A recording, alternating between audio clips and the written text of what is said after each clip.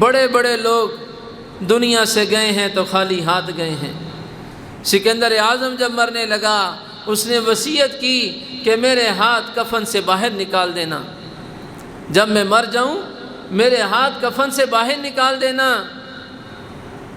ساتھیوں نے پوچھا کہ اس کی کیا وجہ ہے، تو کہنے لگا کہ تاکہ میرے بعد لوگ دیکھ سکیں کہ سکندر اعظم بھی دنیا سے خالی ہاتھ گیا تھا، وہ بھی خالی ہاتھ گیا تھا، اپنے ساتھ کچھ نہ لے جا سکا۔ تو اس لیے ہم نے بھی سب کچھ یہیں چھوڑ کے جانا ہے، نیک عمل ساتھ جائیں گے، اور جو نیکیاں پیچھے کر کے جائیں گے ان کا ثواب ہم تک پہنچے گا۔ اس لیے آج اس کی فکر کریں کہ میرے ذریعے سے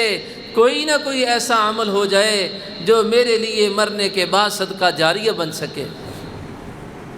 جو میرے بعد صدقہ جاریہ بن سکے۔ نبی علیہ السلام نے ارشاد فرمایا کہ انسان اگر اپنے پیچھے نیک اولاد چھوڑ کے جاتا ہے ان کے اعمال کا ثواب بھی اللہ والدین کو دیتے ہیں، اور اگر کوئی ایسا علم چھوڑ کے جائے جس سے لوگوں کو نفع ہو، لوگ فائدہ اٹھائیں اور دینداری پہ آ جائیں، فرمایا کہ اس کا بھی ثواب مرنے کے بعد اس کے نامہ اعمال میں لکھا جاتا ہے۔ تو اس لیے بہت جلد وقت آنے والا ہے جب اللہ کے دربار میں ہمیں پیش کیا جائے گا۔ فرمایا یومئذ تعرضون لا تخفی منکم خافیہ، وہ وقت آنے والا ہے جب تم سب کو اللہ کے دربار میں پیش کیا جائے گا کہ کوئی بھی تم میں سے اللہ کے سامنے سے چھپ نہ سکے گا۔ لا تخفی منکم خافیہ، کوئی چھپ نہ سکے گا۔ منظر ہوگا، قبروں سے لوگ اٹھیں گے تو جو برے لوگ ہوں گے وہ اٹھتے ہی وہ ایک قیامت کا عجیب منظر دیکھیں گے، اور برے اعمال کی نحوست ان کو نظر آئے گی۔ وہ کہیں گے یا ویلنا من بعثنا من مرقدنا، ہائے افسوس، ہمیں کس نے ہماری نیند کی جگہ سے بیدار کر دیا، کس نے اٹھا دیا؟ نیک لوگ کہیں گے ھذا ما وعد الرحمن وصدق المرسلون، یہ تو وہی ہے جس کا اللہ نے وعدہ کیا تھا اور پیغمبروں نے ہمیں خبر دی تھی کہ اللہ کے سامنے پیش ہونا ہے۔ یومئذ تعرضون لا تخفی منکم خافیہ، پھر سب کے سب اللہ کے دربار میں پیش ہوں گے، پھر سب کے سب فرشتے حاضر ہوں گے، پھر اللہ کا عرش لایا جائے گا۔ جب اللہ کا عرش لایا جائے گا تو تمام انسانوں پہ کپ کپی طاری ہو جائے گی، سب پہ لرزہ طاری ہو جائے گا۔ اس لرزے کی وجہ سے سب کے سب بے ہوش ہو کے زمین پہ گر پڑیں گے۔ تو نبی علیہ السلام نے ارشاد فرمایا کہ سب سے پہلے مجھے اللہ ہوش دلائیں گے، سب سے پہلے میں ہوش میں آؤں گا، پھر اس کے بعد انبیاء کرام، اور پھر باقی امت کو اللہ ہوش دیں گے۔ اور سب سے پہلے، کیونکہ ساری انسانیت، مرد و عورت، پیغمبر، صحابہ، ساری امت، ساری دنیا جہان کے لوگ بے لباس ہوں گے۔ فرمایا سب سے پہلے ابراہیم علیہ السلام کو لباس پہنایا جائے گا، اور ان کے بعد فرمایا کہ مجھے پہنایا جائے گا، پھر انبیاء کرام کو اللہ لباس پہنائیں گے۔ پھر اس کے بعد باری آئے گی تو مؤذنین کی آئے گی، اللہ کے گھروں میں اذانیں دینے والے، جن کو آج کوئی عزت کی نگاہ سے نہیں دیکھتا، حقارت کی نگاہ سے دیکھا جاتا ہے کہ مسجد کی صفائی کرنے والے ہیں، تھوڑے بہت وظیفے پہ مسجد کی خدمت کرنے والے ہیں۔ اللہ انبیاء کے بعد پھر مؤذنین کی جماعت کو کھڑا کرے گا، اور پھر اللہ تبارک و تعالیٰ ان کو لباس پہنائے گا، پھر بقیہ لوگوں کو لباس پہنائے جائیں گے۔ پھر اس وقت ایک ایک بندہ اللہ کے دربار میں پیش کیا جائے گا، اور ساری انسانیت کھڑی ہے،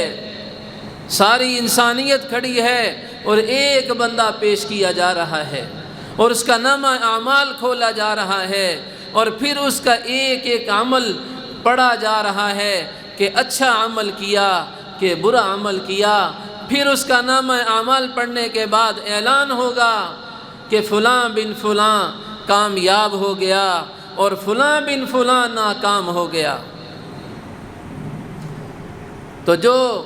ناکام ہوگا اس کا نامہ اعمال بائیں ہاتھ میں دیا جائے گا، جو کامیاب ہوگا اس کا نامہ اعمال دائیں ہاتھ میں دیا جائے گا، اور وہ دائیں ہاتھ والا وہ خوشی سے یوں لہراتا ہوا جائے گا۔ فَأَمَّا مَنْ أُوتِيَ كِتَابَهُ بِيَمِينِهِ، جس کو دائیں ہاتھ میں نامہ اعمال دیا گیا، فَيَقُولُ، وہ کہے گا، اپنے گھر والوں کو دکھائے گا، هَاؤُمُ اقْرَءُوا كِتَابِيَهْ، یہ لو پڑھو، یہ میرا نامہ اعمال ہے، انی ظننت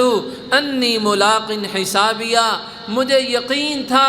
کہ میں حساب کتاب کے سامنے پیش ہوں گا، فہو فی عیشۃ راضیہ، وہ پسندیدہ زندگی میں ہوگا، فی جنت عالیہ، بلند و بالا باغات میں ہوگا، قطوفہا دانیہ، کہ درختوں کے خوشے وہ جھکے ہوئے ہوں گے، کلوا واشربوا ہنیئا بما اسلفتم فی الایام الخالیہ، کہا جائے گا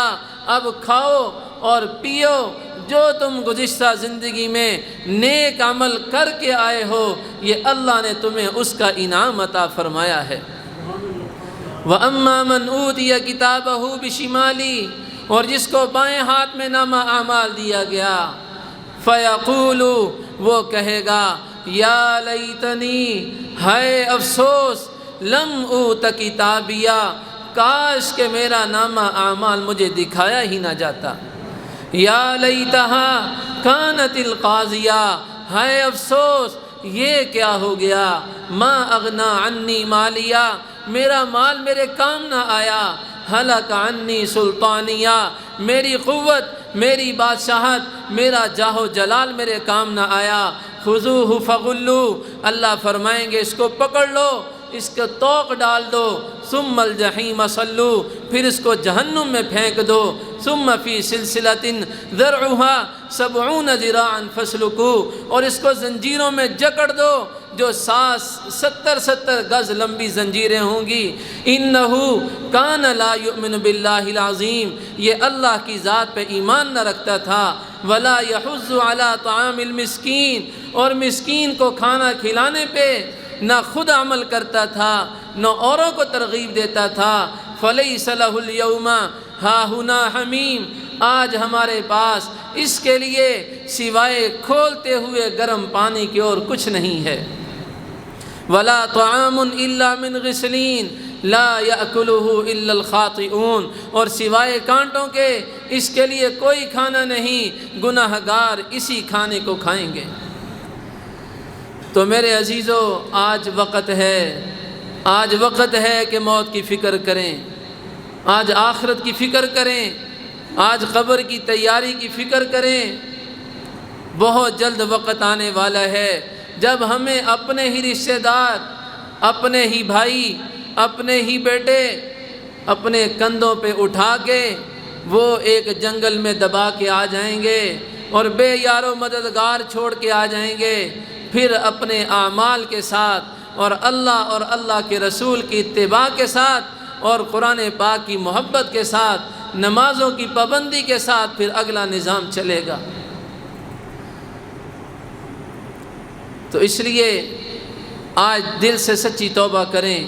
اللہ سے معافی مانگیں، اپنی آخرت کی تیاری میں لگیں۔ آخرت کی تیاری یہی ہے کہ ہم اپنے اعمال کو درست کریں۔